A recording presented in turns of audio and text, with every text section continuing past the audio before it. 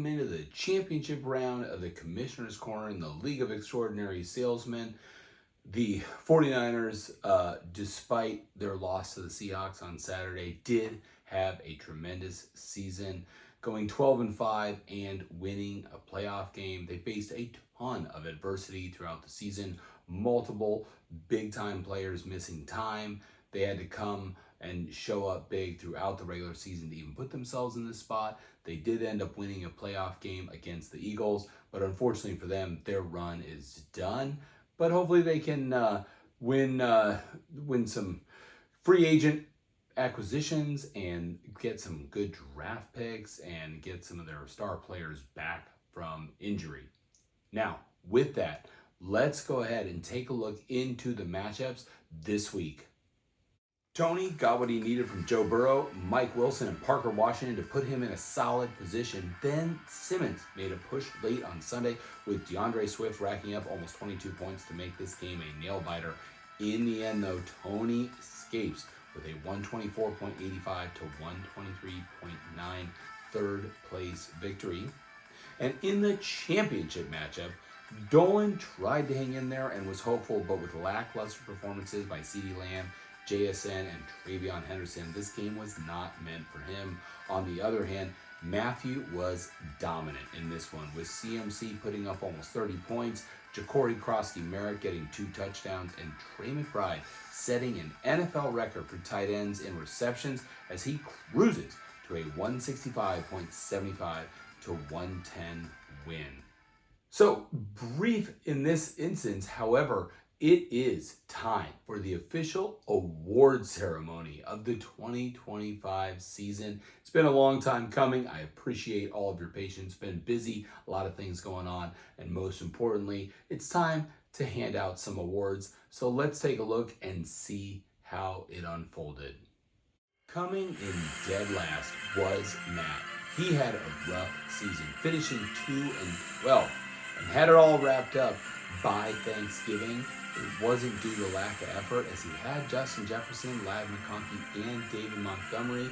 However, the disappointing season from Jalen Hurts ultimately doomed him, as he was our Yuck for Yellow recipient. Coming in third place, Tony made a heck of a run late in the season, picking up Michael Wilson, riding Travis Etienne to blow past Val and myself to snatch the number 5 seed in the playoffs. He then handled Nick in the first round, but fell to Matthew in the second round without CMC. However, he quickly bounced back to redeem himself against Simmons and earned third place. Our runner-up, Dolan, he had a well-balanced roster from elite wide receivers to respectable running back play all season long, despite losing out on the bye week in the final week of the regular season. He took care of business against myself in round 1, then was able to get revenge on Simmons for taking that bye week to put himself in the championship match. However, he ran out of gas, but there still was a heck of a run, as he is our second place winner.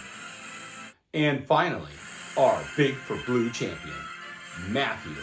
This was a true rags to riches story, with him earning Yuck for Yellow last year, but had an incredible season. He had been the number 1 seed since week 6 and simply never looked back.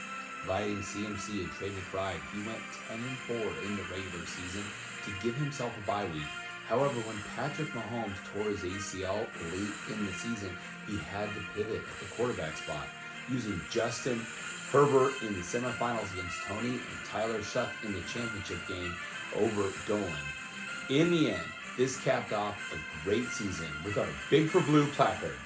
Congratulations, Matthew. So we've got our favorite rounds with everybody going home, getting some hardware here. We know we've got our Yuck for Yellow recipient. That is for Matt. He kind of knew it was his early on. Baby, hurt don't hurts me. Yep, not great. There it is. It's got his name right on it. Not great. Yuck for Yellow. Oof, man, don't worry about it. Your brother's got one. I've got one. Matthew's got one. So, speaking of Matthew, he, however, was our Big for Blue champion. Matthew's now got it here. He's got his name right on the trophy where it belongs. but a lot of good things to be had. The big for blue. This is what we all strive for. Matthew had it basically wrapped up since mid-October, blowing past Val when she was undefeated to just ride CMC and Trey McBride the whole way to the big for blue championship. Congratulations, Matthew. You're our 2025 champion. Now, for that, we still have 3 games left of football. Not much left, with the Patriots taking on the Broncos at noon on Sunday, followed up by the Rams heading to Seattle to take on the Sea Chickens. Hopefully somebody can end up both losing on that game, but should be interesting. And then the winner of those respective games will face off in the Super Bowl in about 3 weeks. So still a few games left, but want to take this moment to just say thank you to each and every one of you. The chat's been awesome the last couple weeks, even though I haven't had any fantasy action going on. People still chime in back and forth. It's been fantastic and fun. Had a great season once again, playing the game with all of y'all. But I do want to set the early stage reminder. Fantasy Football 2026. The draft will be at 5 p.m. August 29th, my house. The last Saturday in August. Labor Day is September 7th, so you do want to make sure to set your calendars. August 29th, gonna be fun. Get an opportunity to relive the glory days of our champions of past, as well as the Yuck for Yellow recipient. But thank you, one and all. It's been a tremendous season.